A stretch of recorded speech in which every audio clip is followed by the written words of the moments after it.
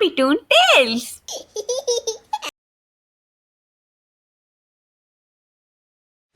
कहानी है रामपुर गांव की, जहाँ के मर्द महिलाओं को हमेशा नीचा दिखाने की कोशिश में रहते।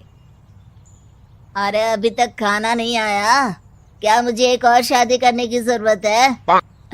नहीं जी नहीं, ऐसा मत करना, वरना मैं कहाँ जाऊंगी। खाना लेकर मैं अभी आई जी। गांव की पंचायत में भी फैसले हमेशा औरतों के खिलाफ ही रहते। मैं जो फैसला सुनाता हूँ वो भगवान की आज्ञा होती है। इस लड़के ने अपने मन से शादी करके अच्छा नहीं किया। लड़के को घर भेज दो और इसकी शादी इसकी जाति की किसी लड़के से करवा दो। लेकिन ये लड़के, इसे तो गांव के बाहर निकाल दो। नहीं नहीं जमींदार साहब, ये क्या बोल रहे हैं? ऐसा नहीं हो सकता। मेरी बेटी मासूम है, इसे अच्छे बुरे की समझ नहीं है। अरे कहाँ जाएगी ये बेचारी? कहाँ जाएगी? इतनी चिंता है तो पूरे परिवार का गांव निकाला कर देते हैं। बेचारे पूरे बसे बसाए परिवार को गांव छोड़ना पड़ता है।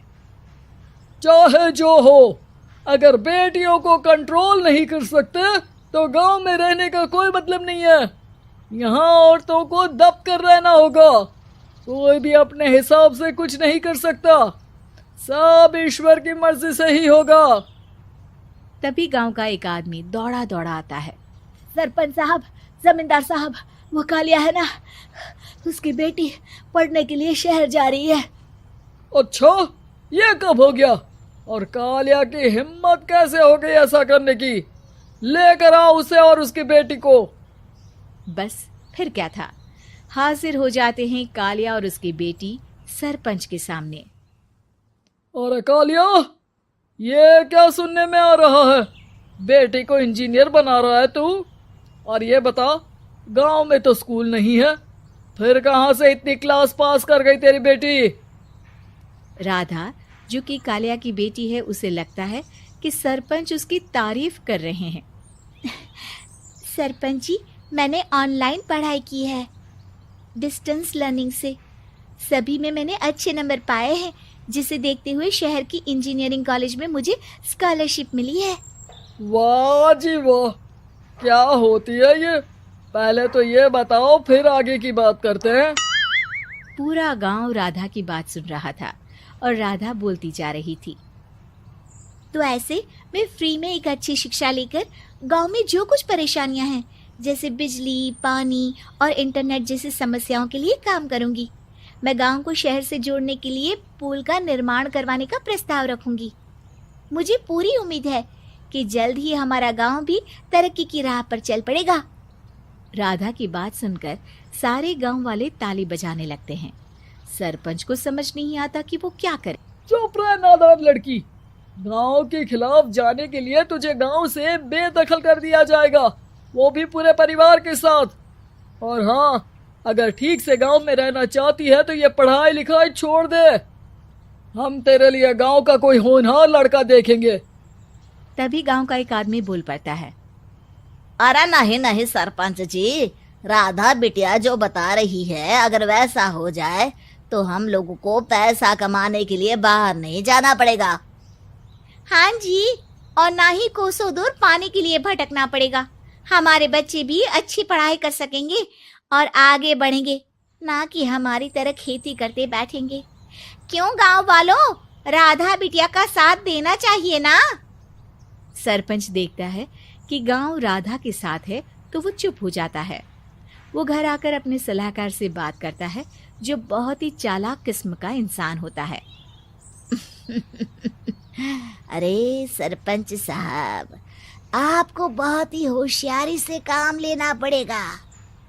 एक बार गांव तरक्की कर गया, यहाँ के बालक पढ़ लिए तो कोई ना पूछेगा आपको। और फिर ये जो बेटा और बेटी है ना आपके, इनको भी आम लोगों की तरह ही जीवन जीना होगा। हाँ, लेकिन करे तो क्या करे?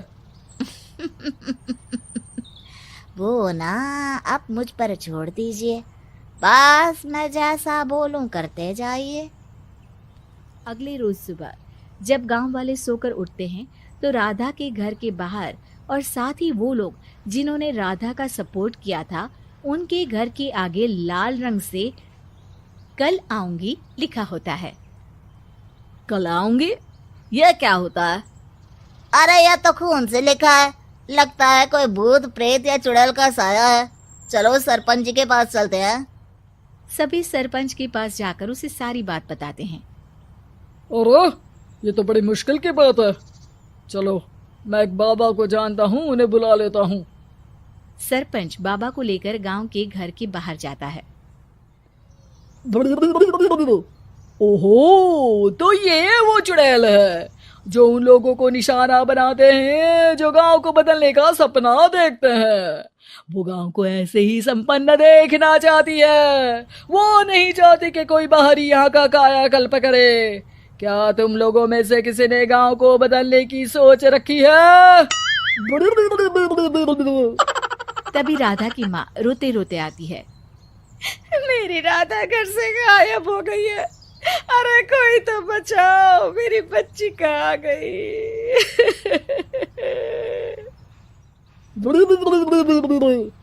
ले गई वो चुड़ैल, तेरी बच्ची को ले गई। अब वो उसे श्रापित करके छोड़ेगी, उस पर चुड़ैल का साया हो जाएगा। तभी बुरी सी हालत में राधा भी वहां आ जाती है।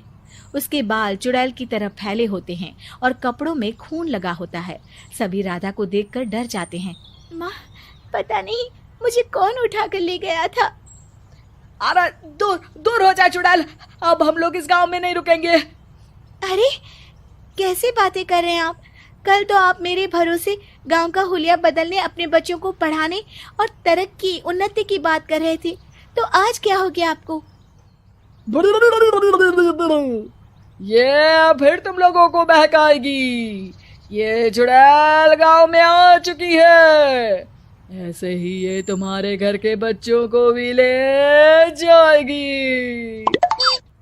गांव वाले राधा को गांव से बाहर निकाल देते हैं।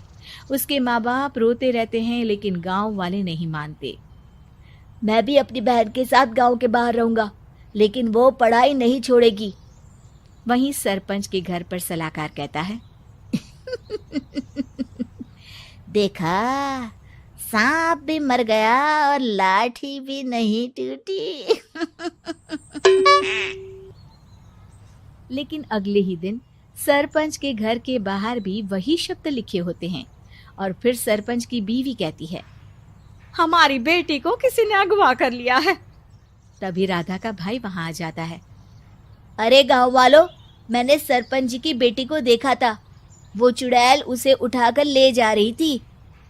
अरे क्या मजाक कर रहे हो? नहीं नहीं सरपंच जी, आप नहीं जानते, वो चुड़ैल अब आपकी बेटी में आ जाएगी, जैसे राधा के अंदर आ गई थी। तभी सरपंच की बेटी वैसी ही हालत में वहां आती है जैसे राधा आई थी। पापा, पता नहीं कैसे मैं गायब हो गई थी। चुड़ैल, इसके अंदर भी चुड़ैल का साया है, मारो इसे। अरे नहीं नहीं, इसे भी राधा के पास गांव के बाहर ही भेज दो। अरे चुप रहो, मेरी बेटी कहीं नहीं जाएगी और चुड़ैल वुड़ैल कुछ नहीं होता है। अरे कैसे बात कर रहे हो सरपंच जी? आप तो बोल रहे थे कि आपका फैसला भगवान का ज्ञान होता है, तो अपने पर बात आई तो अब आप ऐसे बोल रहे हैं। अरे ना ना ना, आपको अपनी बेटी को त्यागना ही होगा। अरे बुलाओ बाबा को। राधा का भाई बाबा को ले आता है, जिसे अब गांव वालों के डर के कारण सच बोलना पड़ता है। मैं कोई बाबा नहीं हूँ, मैं तो मोची था। ये सलाहकार महोदय ने मुझे कहा था एक्टिंग करने को। अब वो मुझे पैसे देने वाले हैं। अब मुझे माफ कर दो। गलती हो गई, मुझे माफ कर दो। तभी वहां राधा आ जाती है। देखा सरपंच जी, जब गांव के बच्चे साक्षर होंगे तो आप जैसे लोगों की चालाकी नहीं चलेगी।